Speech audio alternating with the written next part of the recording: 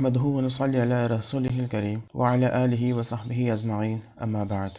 فأعوذ بالله من الشيطان الرجيم بسم الله الرحمن الرحيم هو الذي أرسل رسوله بالهدى ودين الحق ليظهره على الدين كله ولو كره المشركون رب اشرح لي صدري ويسر لي أمري واحلل عقدة من لساني يفقهوا قولي۔ آیت نمبر 8 تک ہم لوگوں نے کل کیا تھا۔ آج انشاءاللہ ہم لوگ آیت نمبر 9 سے شروع کرتے ہوئے آیت نمبر 15 تک انشاءاللہ ہم لوگ جائیں گے۔ کل جہاں بات آ کر کے رکی تھی وہ جگہ یہ تھی کہ اللہ تعالیٰ جب فوج در فوج یعنی کہ بڑے بڑے گروہ میں جب لوگوں کو جو گنہگار ہوں گے، جو جہنم کے لائق ہوں گے، ان کو جب جہنم میں ڈالا جائے گا، ان کو جب اس جہنم کی آگ کی سزا سنا کر کے ان کو جب وہاں ڈالا جائے گا تو وہاں جو فرشتے تعینات ہوں گے تو وہ لوگ ان سے پوچھیں گے کہ کیا تم لوگوں کے پاس کوئی ڈرانے والا نہیں آیا؟ الم یاتکم نذیر، تو نذیر کا معنی یہ ہوگا وہاں پر کہ کیا تم لوگوں کو ڈرانے والا نہیں آیا؟ تو وہاں ڈرانے کے لیے جو ہے صرف رسول اور نبی نہیں آئے ہوں گے ڈرانے والا، بلکہ آپ کو وہ لوگ بھی ہوں گے جو اپنے ہی پریوار میں جو دوسرے لوگ ہوں گے جو ان کی بھلائی چاہتے ہوں گے، جیسے ماں ہے، باپ ہے، بھائی ہے، بہن ہے، ہر وہ رشتہ جو کسی کو اچھی بات سمجھا رہا ہے، کوئی اچھی بات بتا رہا ہے تو وہ بھی اس نذیر کے تحت آ جائے گا، یعنی کہ اس کو بھی وہ نذیر مانا جائے گا۔ اور جس کو جہنم میں ڈالا جائے گا وہ اس بات کا اعتراف ضرور کرے گا کہ ہاں میرے پاس ڈرانے کے لیے آیا تھا، کیونکہ وہاں پہ لفظ نذیر استعمال ہوا ہے، رسول یا نبی استعمال نہیں ہوا ہے۔ تو اس سے یہ بات سمجھ میں آ جا رہی ہے کہ اللہ تعالیٰ نے جو ہے وہاں پر ایسے لوگوں کے بارے میں پوچھنا مقصد تھا جو کہ دنیا میں رسول اور نبی ہونے کے باوجود بھی جو ہے ان کو اللہ کی تعلیم دے رہے تھے، ان کو اللہ کے بارے میں بتا رہے تھے، ان کو اللہ کے دین کی طرف بلا رہے تھے، اللہ کی جیسے نماز پڑھنے کے لیے کہہ رہے تھے، روزہ رکھنے کے لیے کہہ رہے تھے، پردہ کرنے کے لیے کہہ رہے تھے، اسی طریقے سے جو ہے دیگر عبادات کی طرف جو ہے وہ لوگ بلا رہے تھے، مگر اس کے باوجود ان کی باتوں کو انکار کیا گیا۔ کیوں؟ ہٹ دھرم کی وجہ سے، اور اسی طریقے سے اپنے اندر جو گھمنڈ ہوتا ہے لوگوں کے، اس گھمنڈ کی وجہ سے لوگوں نے جو ہے اس بات سے انکار کیا ہوگا۔ تو جب وہ انکار کر چکے ہوں گے تب اس کے بعد ان کا یہ معاملہ رہے گا کہ جب وہ انکار کر چکیں گے تو ان کو اس بات کا احساس ہوگا وہاں پر ایسا ان کو نہیں کرنا چاہیے تھا، انہوں نے غلط کیا ہے۔ تو اس چیز کا اظہار وہ لوگ وہاں کریں گے، وہ کہیں گے قالوا بلا، کیوں نہیں آئے تھے، وہ انکار نہیں کریں، آئے تھے، قالوا بلا، وہ آئے تھے ہمارے پاس، انہوں نے ہمیں سمجھایا تھا، قالوا بلا، آئے تھے، کیوں نہیں آئے تھے؟ قد جاءنا، صرف اتنا ہی نہیں ہے، لفظ اتا یاتی لفظ استعمال ہوا تھا اس سے پہلے، آنا، سمپلی آنا، یعنی کہ اتا یاتی آنا، یہاں لفظ استعمال ہوا ہے جاءنا، یعنی کہ وہ ہمارے پاس آئے تھے۔ آنے کے لیے جو ہے وہاں لفظ اس طریقے سے جو استعمال کیا گیا ہے اس کا معنی یہ لیا جائے گا کہ وہ آئے تو تھے مگر آسانی سے نہیں آئے تھے، بہت مشقت سے آئے تھے، بڑی تیاری کے ساتھ آئے تھے، ایسے ہی جو ہے اللہ کی باتیں سمجھانے کے لیے نہیں آئے تھے، ایسے ہی انپریپیئرڈ بغیر تیاری کے نہیں آئے تھے، وہ آئے تھے بالکل محنت مشقت کرتے ہوئے آئے تھے، یعنی کہ کسی کے پاس جانے کے لیے خود کو بھی سدھرنا پڑتا ہے، خود کو بھی جو ہے صحیح راستے میں آنا پڑتا ہے، جب وہ صحیح راستے میں آتا ہے تب اس کے بعد ہی وہ دوسروں تک جا سکتا ہے، دوسروں تک وہ باتیں پہنچاتا ہے، تو اس کو پہلی محنت خود کے اوپر کرنی ہوتی ہے۔ تو وہ آئے تھے، محنت کرتے ہوئے آئے تھے، اور ہم لوگوں کو بتایا تھا جاءنا نذیر، اور ہم لوگوں کو اس بات کے بارے میں آگاہ کیا تھا کہ ہمارا بھی فرض بنتا ہے کہ ہم بھی اللہ تعالیٰ کی عبادت کریں، ہم بھی اللہ تعالیٰ کے راہ میں چلیں۔ فَكَذَّبْنَا، مگر ہم لوگوں نے ہر بات کا انکار کر دیا۔ یہاں کذب جو لفظ ہے، جو ورب ہے، اس کے ساتھ ایک آبجیکٹ ہونا ضروری ہوتا ہے، مگر یہاں پر جو ہے آبجیکٹ نہیں لایا گیا ہے، یعنی کہ ہم نے انکار کر دیا۔ تو کس بات کا انکار کیا ہے؟ کیونکہ انہوں نے 2-3 باتوں کا انکار نہیں کیا ہوگا، انہوں نے ساری باتوں کا انکار کیا ہوگا، اسی لیے تو جہنم جانے والے ہوں گے۔ فَكَذَّبْنَا، تو ہم نے ان کو سرے سے انکار کر دیا، کہا کہ تمہاری بات ماننی ہی نہیں ہے، تم چاہے جو کہہ دو، ہمیں تمہاری بات ماننی ہی نہیں ہے۔ اسی طریقے سے رسولوں کے ساتھ بھی کیا گیا، اسی طریقے سے جو ہے نبیوں کے ساتھ بھی کیا گیا، اور جو بھی اس امت میں اللہ کے اس کام کو لے کر کے چل رہے ہیں ان کے ساتھ بھی یہی معاملہ ہوا ہے اور ہو رہا ہے۔ وَقُلْنَا، اور ہم نے کہا مَا نَزَلَ اللَّهُ مِنْ شَيْءٍ، اس بارے میں تو اللہ تعالیٰ نے کچھ نہیں کہا، اس بارے میں اللہ تعالیٰ نے کوئی وحی ہی نہیں اتاری، اس بارے میں اللہ تعالیٰ نے جو ہے اللہ تعالیٰ کا کوئی حکم ہی نہیں ہے، ہم سے کچھ نہیں چاہتا۔ إِنْ أَنْتُمْ إِلَّا فِي ضَلَالٍ كَبِيرٍ، تو ان سے وہاں اس وقت جو فرشتے ہیں وہ ان سے تب کہیں گے کہ ارے تم تو بہت بڑی گمراہی میں ہو، یعنی کہ اتنی بڑی گمراہی میں ہو کہ ابھی تم آ کر کے مان بھی رہے ہو اور اس وقت تم نے انکار بھی کر دیا، استغفر اللہ، تم نے اس وقت انکار کر دیا یہ جانتے ہوئے کہ وہ صحیح تھے۔ مانتے ہیں، ہاں مانتے ہیں، اندر ہی اندر مان رہے ہوتے ہیں کہ وہ صحیح ہیں، مگر اوپر سے ماننے سے انکار کرتے ہیں۔ کیوں؟ کہ ان کے اندر گھمنڈ ہوتا ہے، انہوں نے اسٹیٹس اپنا اب سماج میں بنا رکھا ہوتا ہے کہ ہم اس کیٹیگری کے ہیں، ہم یہ لیول کے آدمی ہیں۔ جب اس لیول کے آدمی ہونے کا جو وہ لوگ جو دنیا میں ڈڈورا پیٹ رہے ہوتے ہیں، اس وقت ان کو اس لیول سے اتر کر کے دوسرے لیول میں آنا پڑے گا اور دوسرا طریقہ اپنانا پڑے گا زندگی جینے کا، تو وہ ان سے سہن نہیں ہوگا، کیونکہ اس لیول میں ان کے لیے لوگوں کی تعریف ہوتی ہے، لوگوں کی سپورٹ ان کے لیے ہوتا ہے، اور وہ اس سپورٹ کے لیے جو ہے اپنے سپورٹ کو، اس سپورٹ کو جو کہ ان کو جہنم لے کے جانے والا ہے، اس سپورٹ کے لیے وہ لوگ جو ہے صحیح راستے کو اپنانے سے انکار کرتے تھے۔ یہی طریقہ اپنایا تھا مکہ میں جو لوگ موجود تھے، ان کا بھی سوشل اسٹیٹس تھا، ان کا بھی ایک رتبہ تھا سماج میں، انہوں نے اس رتبہ کی خاطر ان سے جب کہا جاتا تھا کہ اپناؤ، تو وہ دل میں ان کو معلوم ہوتا تھا کہ نبی اکرم صلی اللہ علیہ وسلم جو ہے صحیح بات کہہ رہے ہیں، ان کی بات صحیح ہے، 100% صحیح ہے، مگر اس بات کو ماننے سے وہ لوگ انکار کر دیتے ہیں، کیونکہ ان جو رتبہ سماج میں ملا ہوتا تھا وہ ان کو یہ لگتا تھا اب اگر ہم لوگ جو ہے اس راستے کو چھوڑ کر کے محمد علیہ الصلوۃ والسلام کے بتائے ہوئے راستوں پہ چلیں گے تو ان کا وہ رتبہ نہیں رہے گا اور ان کو وہ عزت نہیں ملے گی جو عزت مل رہی ہے۔ ان کے ذہن میں عبادت کرنے سے پہلے، اللہ کی فرما برداری کو، اللہ کی اطاعت کو اپنانے سے پہلے یہ بات آ جاتی ہے ذہن میں کہ یہ اپنانے کے بعد تو مجھے یہ سب چیز چھوڑنا پڑے گا، تو میں یہ سب چیز نہیں چھوڑ سکتا، اس لیے مجھے اللہ کی نافرمانی ہی کرنی ہے، اللہ کی اطاعت اپنانی ہی نہیں ہے۔ استغفر اللہ، اللہ تعالی ہمیں ایسی باتوں سے بچائے رکھے، اللہ تعالی ہمیں ایسی عادت سے بچائے، آمین۔ وَقَالُوا لَوْ كُنَّا نَسْمَعُ أَوْ نَعْقِلُ مَا كُنَّا فِي أَصْحَابِ السَّعِيرِ، اور پھر وہ کہیں گے، پھر ان کا یہ اگلا جملہ رہے گا کہ لَوْ كُنَّا نَسْمَعُ، کاش کہ ہم لوگوں نے سن کر کے مان لیا ہوتا۔ اب جہنم میں پہنچنے کے بعد ان کو اس بات کا اعتراف ہوگا، وہ اس بات کو مانیں گے کہ کاش کہ ہم نے اس بات کو سن کر کے مان لیا ہوتا، او ناقل، یا سننے کے بعد کم سے کم اس کے بارے میں سوچا ہوتا۔ یہ دو الگ الگ باتیں بتائی گئی ہیں، او کے ساتھ اور کے ساتھ، یعنی لو کننا نسمع، کاش کہ ہم لوگوں نے سن کر مان لیا ہوتا، سمعنا واطعنا جو قرآن کے اندر دوسری جگہ استعمال ہوا ہے کہ یہ ہمارے اوپر فرض ہے، سننا بھی ہے اور ماننا بھی ہے، اسی کو اصل میں سننا کہا جاتا ہے کہ سنیں اور مانیں، فالو کریں۔ لو کننا نسمع، کاش کہ ہم نے سن کر کے مانا ہوتا، او ناقل، اگر نہیں بھی مانا ہوتا تو کم سے کم سوچتے تو کہ اس کا فائدہ ہمیں آخرت میں کیا ہونا ہے، اس سے کیا فائدہ ہمیں مل سکتا ہے۔ تو دیکھیے اس دین کا جو ہے سوچ کے ساتھ بہت گہرا تعلق، سوچنے کے ساتھ بہت گہرا تعلق ہے۔ اگر انسان ماننے سے پہلے، کسی چیز کو ماننے سے پہلے سوچ رہا ہے، وقت لے رہا ہے، تو الحمدللہ لینا چاہیے، کیونکہ اگر وہ نسپکش ہو کر کے کسی بھی سائٹ کو سپورٹ کیے بغیر اگر وہ صحیح طریقے سے سوچے گا تو اس کو جو ہے اس کی سوچ لے جا کر کے پھر اللہ کی عبادت کی طرف ہی لے کے چلے جائے گی۔ تو اس کو یہ چاہیے کہ سوچے، او ناقل ما کننا فی اصحاب السعیر، اگر ہم نے سوچا ہوتا یا اگر ہم نے سن کر کے مانا ہوتا تو ہم جو ہے آج ان جہنم جانے والوں میں نہ ہوتے، ما کننا فی اصحاب السعیر، تو ہم ان جہنم جانے والوں کے ساتھی نہ ہوتے، یا ہم ان جہنم جانے والوں میں نہ ہوتے، یا ہم جہنم نہیں جاتے۔ یہاں پہ وہ لفظ سعیر استعمال ہوا ہے، سعیر جس کا معنی کل میں نے بتایا تھا کہ کسی چیز کو ڈالنے کے بعد جب آگ میں بالکل سے اس کا فلیم جو بڑھ جاتا ہے، بہت اونچا ہو جاتا ہے، تو نارمل حالت میں جو آگ جل رہی ہوتی ہے اس میں کوئی چیز ڈالنے کے بعد اس کا فلیم اوپر بڑھنے لگتا ہے، تو یہ وہی اسی بات کی طرف یہ اشارہ ہے اصلاً کہ اللہ تعالیٰ جب کوئی چیز کو ڈالے گا تو وہ ڈالنے کے بعد جو ہے پھر کیا حال کیا ہوگا کہ وہاں پر جو ہے وہ آگ، جب وہ ان مجرموں کو ڈالا جائے گا تو وہ آگ بالکل اور بھڑکنے لگے گی۔ تو وہ، اور خاص کر کے یہاں کل ہم لوگوں کو پتہ چلا تھا کہ سب سے پہلے یا جن کو اس میں ڈالنے کے بارے میں کہا گیا تھا وہ لوگ کون ہیں؟ وہ لوگ وہ جن ہیں جو شیطان ہے اور جو آسمان میں جا کر کے اللہ تعالیٰ کی باتوں کو وہاں سے لا کر کے لوگوں کو گمراہ کرنے کے لیے استعمال کرنا چاہتے ہیں۔ تو ایسے جن ہیں، ایسے جنات کو جو ہے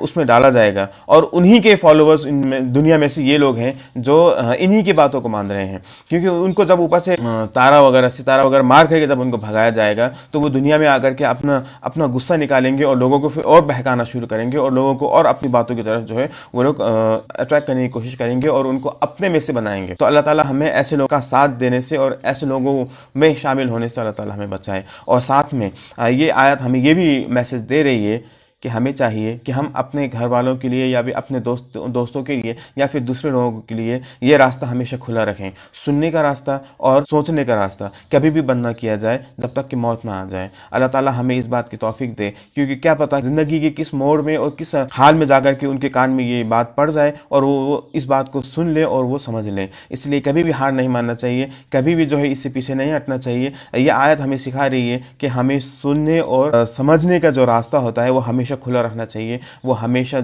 ہموار رکھنا چاہیے، تاکہ لوگ اگر سن کر کے یا سمجھ کر کے اسلام کی طرف واپس لوٹ کے آنا چاہ رہے ہیں تو وہ آ سکیں. اللہ تعالیٰ ان کی اس بات میں انشاءاللہ ضرور مدد کرے گا، اور اللہ تعالیٰ ہم سبوں کی مدد کرے، آمین.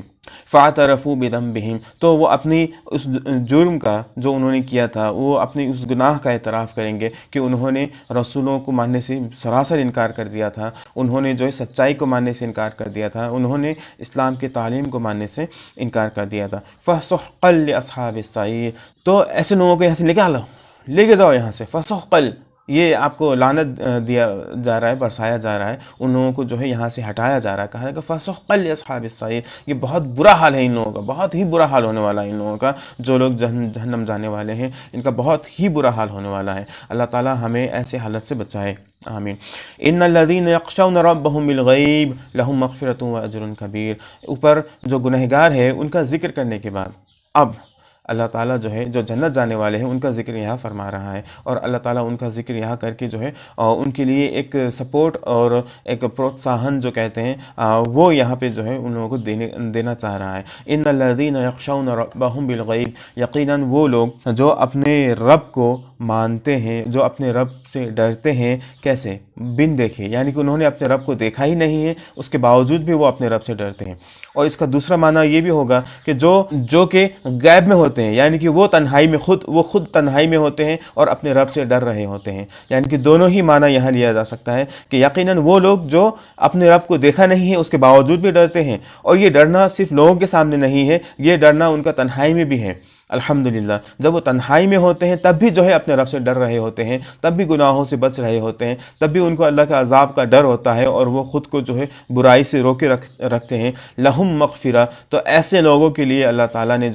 سب سے پہلا جو انعام رکھا ہے، سب سے پہلا انعام دیکھیے یہاں مغفرت اللہ تعالیٰ نے سب سے پہلا انعام رکھا ہے. یعنی کہ جب انسان کو کہیں جانا ہوتا ہے تو سب سے پہلے اس کو ٹکٹ چاہیے ہوتی ہے. اگر یہاں سے کہیں بدیش میں ٹور کرنے کے لیے جانا ہے، مان لیجیے کسی کام سے جانا ہے، تو میں سب سے پہلے وہاں جانے کے لیے ویزا لوں گا، پھر اس کے بعد ٹکٹ لوں گا. تو یعنی کہ پرمیشن جو ملنا چاہیے وہ لیا جاتا ہے. اسی طریقے سے یہاں جنت جانے سے پہلے اللہ تعالیٰ اس جنت جانے کا پرمیشن دے گا، یعنی کہ مغفرہ، یعنی گناہوں کی بخشش کر دے گا. گناہوں کی بخشش اللہ تعالیٰ سب سے پہلے نمبر میں گناہوں کی بخشش کرے گا. اس کے بعد وہ اجر کبیر، اور اس کے بعد بہت بڑے بڑے انعامات اللہ تعالیٰ دے گا، وہ جو کہ جنت میں جانے کے بعد ہمیں ملے گا انشاءاللہ. اللہ تعالیٰ ہمیں ایسے لوگوں میں شامل فرمائے. تو اللہ تعالیٰ کی طرف سے یہ نعمت ہوگی کہ اللہ تعالیٰ پہلے ہمیں معاف فرمائے گا، اور اس کے بعد پاک صاف کرنے کے بعد ہمیں جنت میں انشاءاللہ داخل فرمائے گا. وَأَسِرُّوا قَوْلَكُمْ أَوِ اجْهَرُوا بِهِ، اب چاہے یہ لوگ اپنی باتوں کو کھلی طور پر کہیں، چھپا کر کہیں یا کھلی طور پر کہیں، انہو علیم بذات الصدور، اللہ کا معاملہ یہ ہے کہ اللہ تعالیٰ ہر بات کو جانتا ہے، یہاں تک کہ وہ دلوں کے بھید کو بھی جانتا ہے. یہ اللہ تعالیٰ کا معاملہ ہے، یعنی کہ اللہ تعالیٰ دلوں کے اندر چھپی ہوئی باتوں کو، اللہ تعالیٰ دلوں کے اندر چھپی ہوئی رازوں کو بھی جانتا ہے. تو وَأَسِرُّوا قَوْلَكُمْ أَوِ اجْهَرُوا بِهِ، چاہے وہ اندر ہی اندر اللہ سے ڈر رہے ہوں، چاہے ان کے اندر اللہ تعالیٰ کا خوف ہو، تو وہ خوف اللہ تعالیٰ کو پتہ ہے. یہ مایوس نہیں ہونا چاہیے کہ اگر لوگ ان کا بیروت میں ہیں، لوگ ان کو جھوٹا کہہ رہے ہیں، لوگ ان کو بہت ہی برا کہہ رہے ہیں، انہیں اس بات کا غم نہیں ہونا چاہیے، کیونکہ ان کی دلوں کا حال اللہ جانتا ہے. وہ دل سے اللہ تعالیٰ سے ڈر رہے ہیں کہ نہیں ڈر رہے ہیں، اللہ تعالیٰ اس بات سے واقف ہے. تو وَأَسِرُّوا قَوْلَكُمْ أَوِ اجْهَرُوا بِهِ، چاہے وہ اس ڈر کو کھلا رہے ہوں یا پھر اس ڈر کو چھپا رہے ہوں، اللہ تعالیٰ ہر چیز کو جانتا ہے. یہ آیت ایک سپورٹ ہے ایسے لوگوں کے لیے جو لوگ ایمان تو لے آ چکے ہیں، مگر ان کے اندر کا جو وہ ایمان ہے وہ کھلی طور پر وہ بیان نہیں کر پاتے ہیں. کسی بات کی وجہ سے اندر ہی اندر مسلمان ہو چکے ہوتے ہیں، مگر وہ اپنے ایمان کو کھول کر کے سامنے نہیں لا پاتے ہیں. ایسے لوگوں کے لیے یہ ایک سندیش ہے کہ ان کا چھپا ہوا جو ایمان ہے